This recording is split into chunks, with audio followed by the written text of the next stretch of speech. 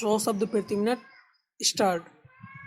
यद्यपि सर्वोच्च न्यायालय ने अपने फैसले में इस बात की स्पष्ट मंशा जाहिर की है, चुनाव में धर्म, सांप्रदायिक विद्वेष की बातें नहीं आना चाहिए। अगर चुनाव में ये बातें सामने आती हैं तो उसे चुनाव कानून के विरुद्ध माना जाना चाहिए। यह हमारे देश के प्रजातंत्र का दुर्भाग्य है कि चुनाव जीतने के लिए लोग चुनाव प्रचार में धर्म विद्वेष की बातें करते हैं और समाज में नफरत फैलाने की साजिश करते हैं। ऐसे तत्वों पर कानून के अंतर्गत अंकुश लगाना बहुत जरूरी हो गया है, पर इस संबंध में अभी तक सांप्रदायिकता की स्पष्ट परिभाषा सामने नहीं आ सकी है। सांप्रदायिकता के बारे में कानूनी परिभाषा न होने से सरकार भी असहाय हो जाती है। शासन ने पिछले दिनों सांप्रदायिक कहे जाने वाले कुछ संगठनों पर प्रतिबंध लगा दिया था, लेकिन वह प्रतिबंध कानून के आगे नहीं ठहर सका। इसके कारण दुष्परिणाम यह हुआ है कि ऐसी सांप्रदायिक ताकतों की हिम्मत और बढ़ती जा रही है।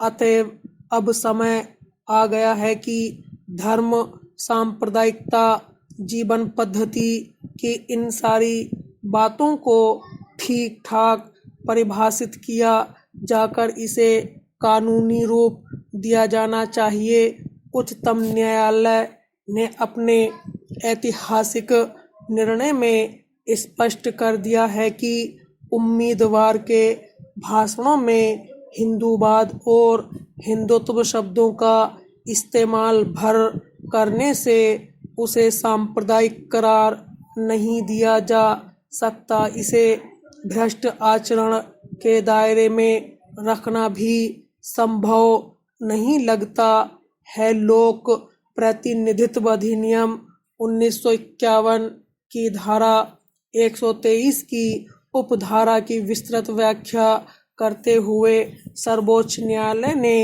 अपने फैसले में कहा कि उक्त दो शब्दों का प्रयोग भर करना ही हिंदू धर्म का इस्तेमाल नहीं है और न ही हम इसे दूसरे धर्मों का विरोध कह सकते हैं। लेकिन चुनाव के दौरान धर्म का अनुचित फायदा उठाने की प्रवृत्ति को आज सख्ती से रोके जाने की बहुत ज़रूरत है। इसलिए चुनाव के दौरान उम्मीदवार और उनके प्रचारकों को ऐसे शब्दों का उपयोग संयम के साथ दूसरे धर्मों के प्रति नफरत न फैलाते हुए ही करना चाहिए। यह सब चीज़ें सारे संदर्भ के मामले को देखकर ही यह तय की जा सकती हैं। सुप्रीम कोर्ट ने 63 पृष्ठीय अपने फैसले में और 16 पेज हिंदुत्व और हिंदूवाद की व्याख्या करने में लगाए हैं। ऐसा करते हुए उच्चतम और सर्वोच्च न्यायालय का यह कथन महत्वपूर्ण है कि इन शब्दों का इस्तेमाल भारतीय सांस्कृतिक मूल्यों, यहाँ के लोगों की जीवन पद्धति को बताने एवं आम जनता में राष्ट्रीयता की भावना उत्पन्न करने के लिए भी किया जा सकता है।